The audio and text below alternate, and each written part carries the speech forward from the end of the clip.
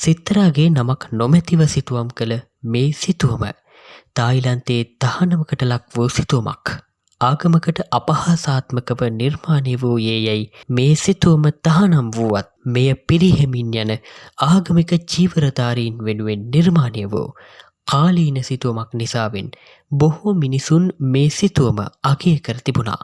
තායිලන්තයේ බෞද්ධ භික්ෂූන් අතර සමලිංගික නැමියාව දැඩිව පැවතීම සහ කුඩා සාමණේර හිමිවරුන්ට සිදුවන ලිංගික හිංසන නිසා ඔවුන්ගේ මානසික මට්ටම සමලිංගික නැමියාවට හේතුවන බව බොහෝ අයගේ මතයවීම නිසා මේ සිතුවමින් ගම්‍ය වන්නේ ඒ වූ ඛේදවාචකය බවයි බොහෝ දෙනාගේ මතයවේ තිබුණේ.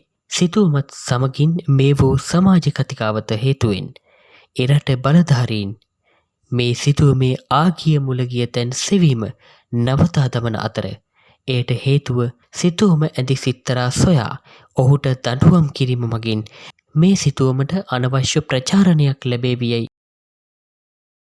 ඔවුන් සිතුව නිසා බවයි සඳහන් වෙන්නේ. මෙවැනි වටිනා වීඩියෝ නරඹන්න හෙළමග TV YouTube නාලිකාව අදම සබස්ක්‍රයිබ් කරන්න.